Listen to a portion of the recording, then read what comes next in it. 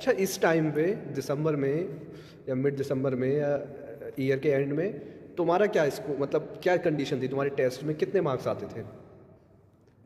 जैसा मैंने आपको बताया अभी कि मैंने लगभग अपना सिलेबस कंप्लीट कर लिया था। मैं अपने रिवीजन पे था इस टाइम पे। तो मेरे कोचिंग वाले अभी आधे सिलेबस पे पहुंचे हुए थे। तो अपने आप को ओवर कॉन्फिडेंट नहीं दिखाना है कि आपने सब कुछ कंप्लीट कर लिया है।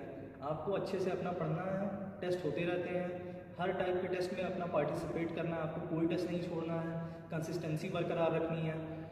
आपको क्या करना है कि अपने टेस्ट पे बहुत फैज़ान से मिलवाता हूँ मैं। फैज़ान भी बैचमेट है हमारा, और फैज़ान हिंदी मीडियम से था और फैज़ान ने बहुत अच्छी ग्रोथ की थी, एकदम इम्पॉसिबल सी ग्रोथ थी फैज़ान के।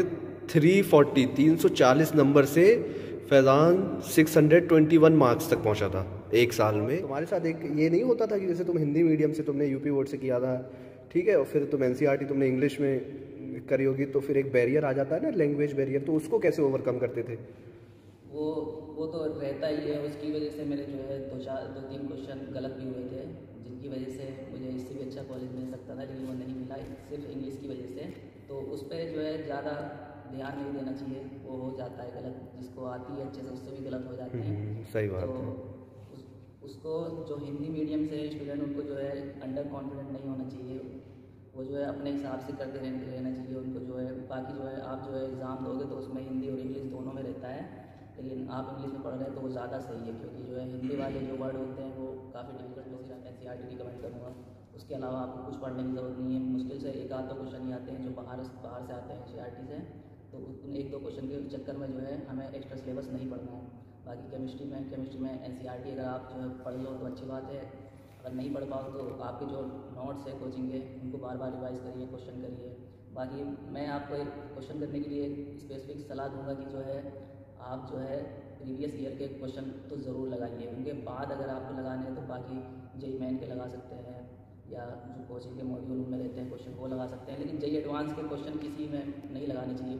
खासकर जो ये फिजिक्स वाले क्वेश्चन होते हैं जेईई एडवांस के, इनमें तो बिल्कुल मना करूँ। मतलब बहुत सारे बच्चे ऐसा करते हैं कि जेईई एडवांस के या जेईई मेंस के भी अच्छे क्वेश्चन लगाने की कोशिश करते हैं। उनको लगता है कि इससे नीट में हमें हेल्प मिलेगी, लेकिन ऐसा नहीं है। इसमें टाइम वेस्ट ज़्यादा होता है, क्योंकि नीट में कभी ऐसा क्वेश्चन नहीं आता है। और अगर आ भी गया, मतलब 45 क्वेश्चन में से एक क्वेश्चन नीट में ऐसा आ भी गया, तो वो 99% लोग स्टूडेंट से नहीं होगा, ठीक है। तो उस एक क्वेश्चन के लिए बहुत सारा टाइम, बहुत सारा एनर्जी वेस्ट करना मुझे नहीं लगता है वो ठीक है।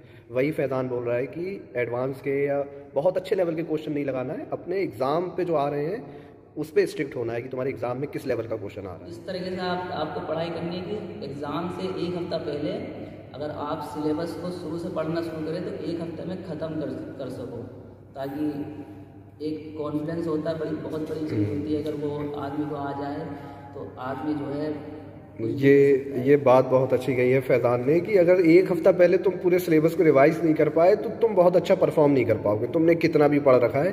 क्योंकि जब तक रिसेंटली तुम्हारे जहन से वो चीज़ नहीं गुजरेगी तो उतना जल्दी तुम आंसर नहीं कर पाओगे एग्ज़ाम में। हालांकि तुम्हें आएगा तो सब कुछ, लेकिन टाइम लगेगा थोड़ा, और नीट में उतना टाइम नहीं होता है कि तुम एक क्वेश्चन को 1 मिनट से ज़्यादा भी सोचो। तो इसलिए वो ज़्यादा ज़रूरी है कि तुम एक हफ्ते के अंदर उसको पूरा एक बार रिवीजन कर सको। बहुत अच्छी, तुम एरोडोम लगाते थे। और नीट में जो नीट के स्टूडेंट रहते हैं, एस्पिरेंट रहते हैं, उनमें एक फिज़िक्स का एक बड़ा वो रहता है फैक्टर, उन्हें बड़ा डर लगता है फिज़िक्स से। इसको कैसे ओवरकम करना है? देखिए, जैसे कि एहसान ने कहा कि मैं एरोडोम लगाता था, तो एरोडोम मैंने अपनी तैयारी के टाइम पे नहीं लगाया था, मैंने एरोडोम अपने 12th में लगाया था। अरे तो 12th में थोड़ा सा कॉन्फिडेंस आ ही जाता है इंसान के पास। तो एरोडोम लगाने का सिर्फ एक मात्र मेरा यही मकसद था कि मुझे अपनी प्रॉब्लम सॉल्विंग स्किल बहुत अच्छी करनी है। तो इंसान को अगर फिज़िक्स अच्छी करनी है तो उसे प्रॉब्लम सॉल्विंग स्किल बहुत अच्छी होनी चाहिए। उसको ये पता होना चाहिए, पेन उठाने से पहले पता होना चाहिए कि क्वेश्चन में करना क्या है। एटलीस्ट ये पता होना चाहिए कि हमारे पास गिवन क्या है और हमें निकालना क्या है, और उसको किस मेथड से अप्रोच कर सकते हैं। तो मैंने भी यही किया था अपने 12th में। तो फिज़िक्स मेरी कुछ हद तक सही हो गई थी। और जब मैंने एग्ज़ाम दिया नीट का 2019 में, तो मेरे फिज़िक्स में 175 मार्क्स आए थे। सिर्फ ग्रेट। एक थ्योरेटिकल क्वेश्चन गलत हो गया था, वो उस टाइम पे थोड़ा सा एरर हो गया था, मतलब हो जाता है कभी कभी।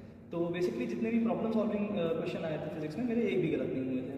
तो आपको भी यही करना है कि अप्रोच यही रखनी है कि जो गिवन है उसको पहले नोट करना है, जो हमें निकालना है उसको नोट करना है, फिर उनके बीच में रिलेशन देखना है कि वो कैसे एक दूसरे से रिलेट हो सकते हैं, उनसे रिलेटेड कोई फार्मूला हमें दिख रहा है क्या। अगर वो फार्मूला एक फार्मूला नहीं है, 2 फार्मूले से रिलेट हो रहा है, तो आपको वो दोनों फार्मूले लगा के आपको आंसर मिल जाएगा। फिजिक्स इतनी भी टफ नहीं है जितना बायो वाले स्टूडेंट्स बना रखा है। आपको बस ये करना है कि फिजिक्स को ज़्यादा आपने सर पे चढ़ा दिया तो वो आपके सर पे तांडव करने लगेगी। फिजिक्स ऐसा ही सब्जेक्ट है, आपको उससे बहुत अच्छा, ये तो हो गया नीट यूजी के लिए। अच्छा, अभी क्या चल रहा है तुम्हारे इसमें? अब तुम्हारा MBBS होने वाला है, ऑलमोस्ट कंप्लीट हो ही चुका, 10-15 दिन रह गए तुम्हारा क्या चल रहा है, कैसा चल रहा है सर? देखो कुछ चीज़ें हैं जो मैं बता दे रहा हूँ, चलिए यही बता देंगे, बाकी इंफ्रास्ट्रक्चर वाइज तो आप देख ही सकते हैं, इसका कोई कंपैरिजन नहीं है। पूरे यूपी में क्या, उतने एरिया में कोई कंपैरिजन नहीं है, बहुत बेहतरीन है। बाकी शोएब बताएगा कि देखिए हमारे कॉलेज में सबसे बड़ी बात तो यही है कि बहुत अच्छी अच्छी बिल्डिंग्स हैं, इनको NABH का एक्रेडिटेशन A++ भी मिल चुका है। और रही बात मेरी कॉलेज लाइफ की, तो मैंने फर्स्ट ईयर में भी बहुत इन्जॉय किया, मैंने सेकंड थर्ड ईयर में भी खूब इन्जॉय किया है, फोर्थ ईयर में भी खूब इन्जॉय किया है। मैंने एकदम इन्जॉय करने में कमी नहीं छोड़ी है किसी चीज़ में। और इन्जॉय करने के साथ साथ मैंने अपने फ्रेंड्स के साथ बहुत इन्जॉय किया है। जो